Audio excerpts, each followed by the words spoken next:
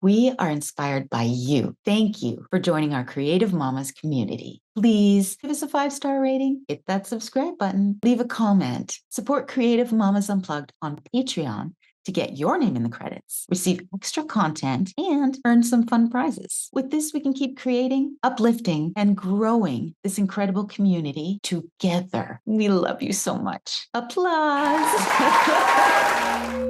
Be happy. Happy. Happy. Be happy, Mom. Be happy, Mommy. Come on, keep your chin up. Enjoy this time. Smile. Smile, smile, my darling. Blessings.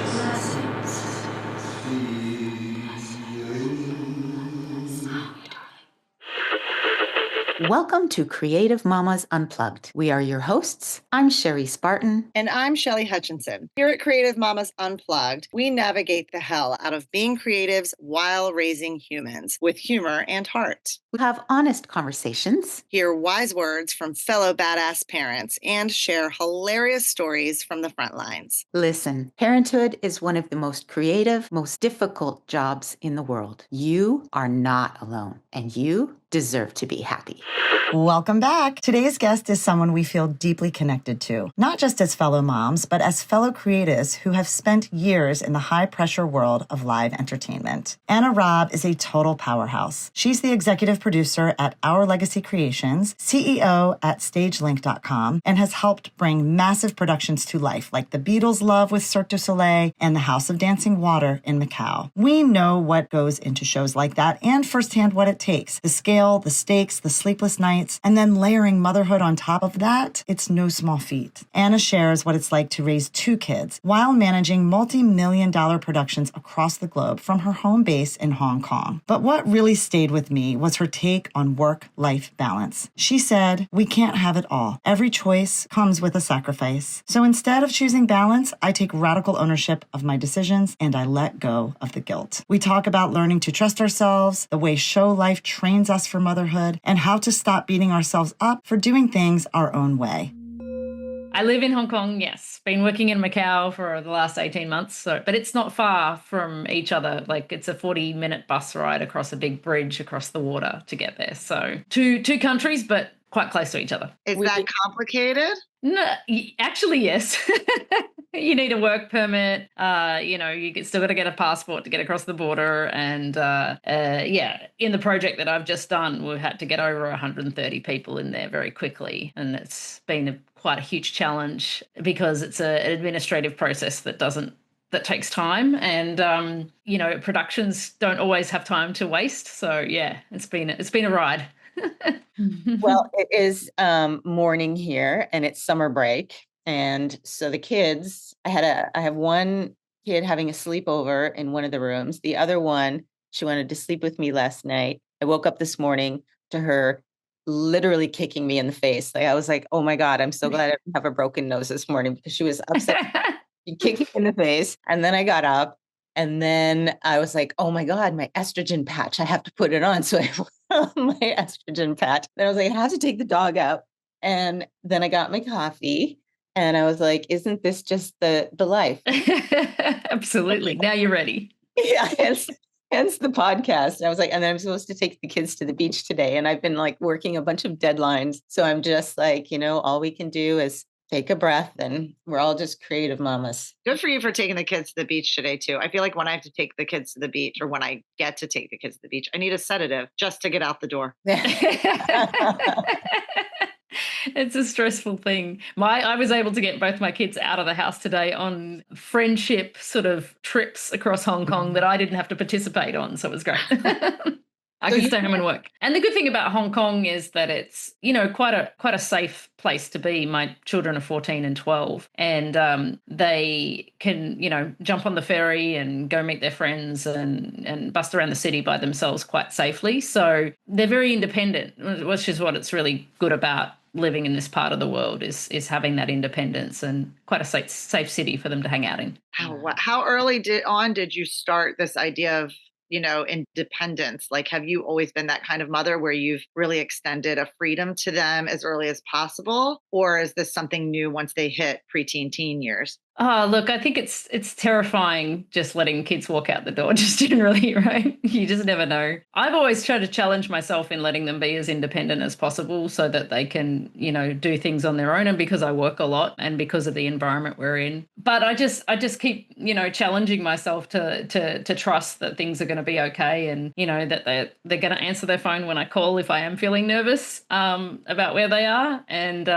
it's not without my son didn't answer his phone for like an hour today, and I was like, oh, what's happening? I just still got to let them try. I think that's really important. There was one time in year 7 where he got on the wrong bus and he ended up on the other side of Hong Kong. And it's funny because I didn't know. I was just at home working, and he didn't call me, and he has Uber on his phone. He didn't use Uber, but he had realized where he was, and he figured out, and he went on the train and went down to the MTR station, took a train, got on the ferry all by himself, and didn't even call us. It was crazy. And he came home really angry, and he was really upset because he didn't get to ride the ferry with his friends because he was on a later ferry. But I was like so proud of him. Like, you figured it out. You got there by yourself. You didn't stress about it. And I was like on a high, and he was just grumpy because he didn't ride with his friends.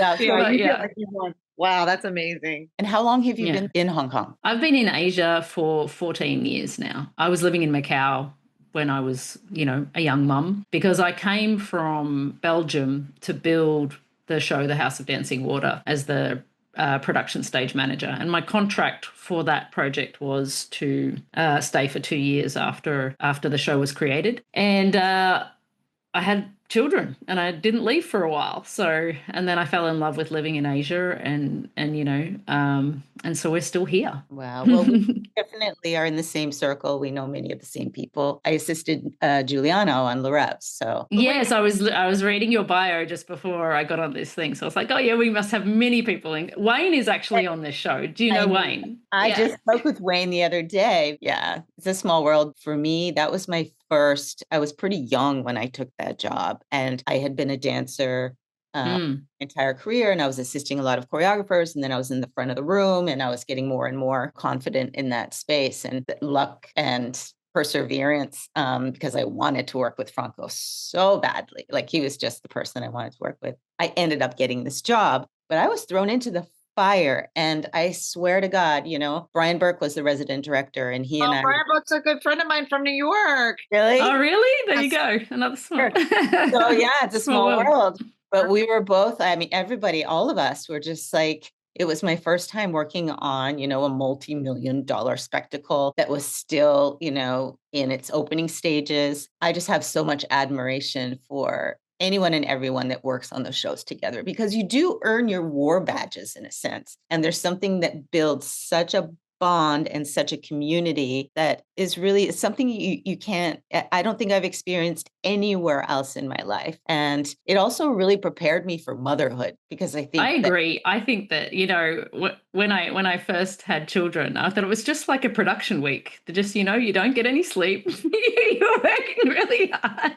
And I know this feeling, and it didn't stress me out because it was very familiar to me, that lack of sleep. Yeah. Can you give us a quick little synopsis of your journey, your career, and how you got to where you are right now, which is incredible, the work that you do? Have a lot of admiration. Well, thank you. I'm from a small country town in Australia that my parents have nothing to do with theatre. I think I went to see a local production of Fiddler on the Roof when I was about 11, and I must have said to my dad, I want to do that, not knowing what that was. And I spent like most of my teens doing performances, not that I remember ever enjoying being on stage, but I enjoyed the idea of theatre. And then when I finished school, my dad had said to me, what are your subjects that you like doing? And it was art and theatre and graphic design. So he said, go pick a course that does that. And so I found design for theatre and television, which was the course that I did in Charles Sturt University in New South Wales. And that was a really good sort of arc of all of the production elements, so lighting and sound and costume and stage management. And I went in there thinking, okay, I'm going to be a designer. And then I realized as I was going through the course that oh, it's really tough to be a designer in Australia because the industry is so small and I don't know if that's really my vibe. And I thought I could probably get more work being a stage manager. So when I left, I moved to Sydney on a whim and I started, I didn't, you can't just walk out of university in Australia because it's a small industry and be like, hire me as a stage manager, right? Like you have to go and earn your stripes. So I rigged lights, I ran microphone cables, I was a carpenter at the back of the stage, flying in mirror balls. I did everything that was associated with theatre and then kept putting my hand up for stage management jobs when they came about. And so that's kind of how my freelance career began. And then I ended up working at the Sydney Opera House and getting bigger and bigger jobs, et cetera, et cetera. And then people were kind of pushing me very early on in my early 20s into like production management and more technical direction. And I was like, no, but I want to run shows. I like being part of the show. I didn't want to be part of the organization of it like I am a producer now, but I'd like to be part of that live experience. So I was like, I'll just get on a plane and go to London. And I had no plan. And I went there in the winter, which is a stupid idea. And I didn't know anyone. I was so naive. I got a working holiday visa and my boyfriend at the time and I just went there and it was really, really bad. And I ended up doing a pantomime, which was so fun, actually.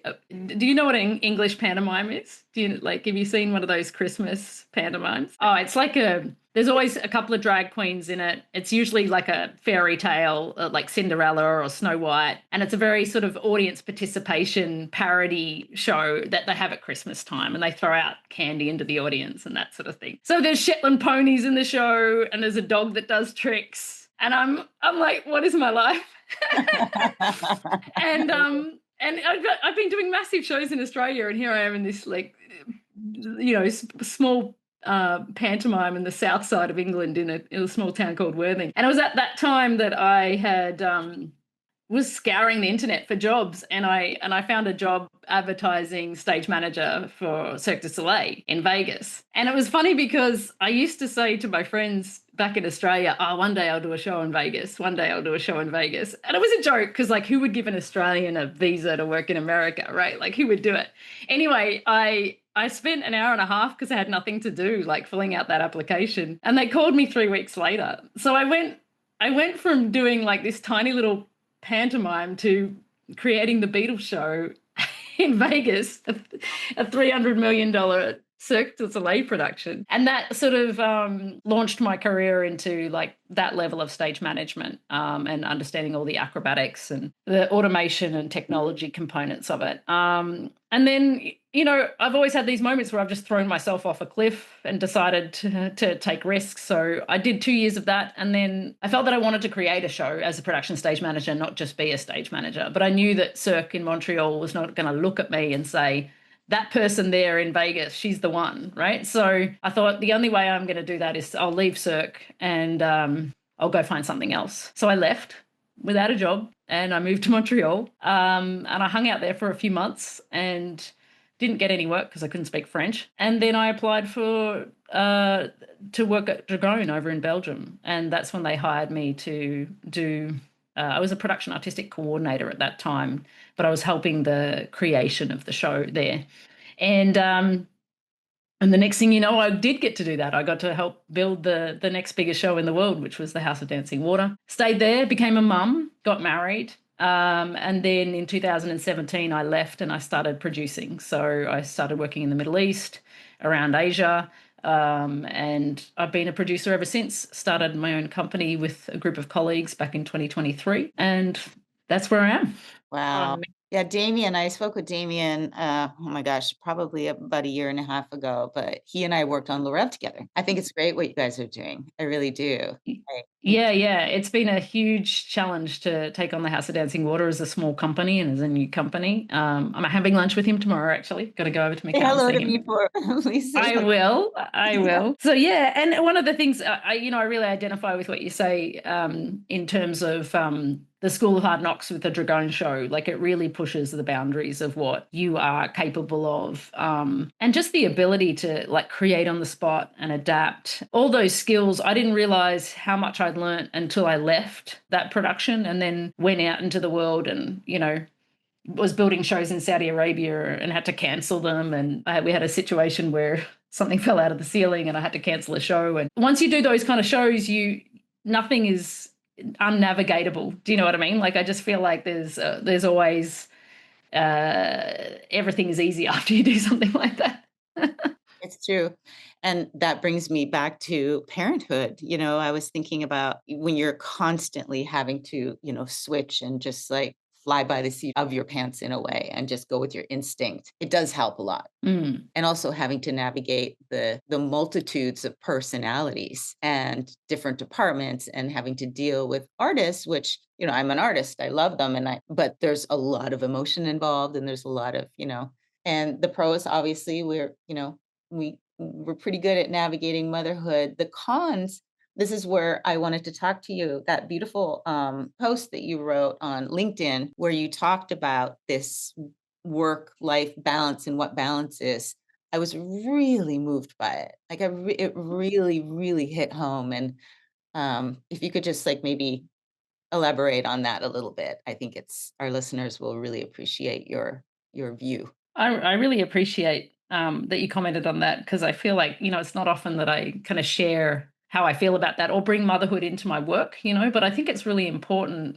I've been thinking about it a lot recently, because I was watching something on Instagram and I was like, oh, they're doing such amazing stuff. But I think, oh, but they're also single and they have no kids and they're not navigating these other facets of life that you added onto your shoulders, inadvertently. And it's a lot about perspective, And so for those who didn't see the post, it was just really about the fact that motherhood and a working mother is just, it's really not about balance. It's about choices. And every day that you're going to choose for, whether it's your work or you're choosing your family, the other is at a loss, and you'll never really win across the board in that sense. And you've got to find a way as a mother and as a working mum is to become peaceful with that approach, and just know that you are making those choices the best that you can and not feel guilty about those things. And I think especially in the creative industry that demands so much of your time and so much of your energy and effort, we're not in a 9-to-5 job. We're not in a place where, I've gotten on a plane and,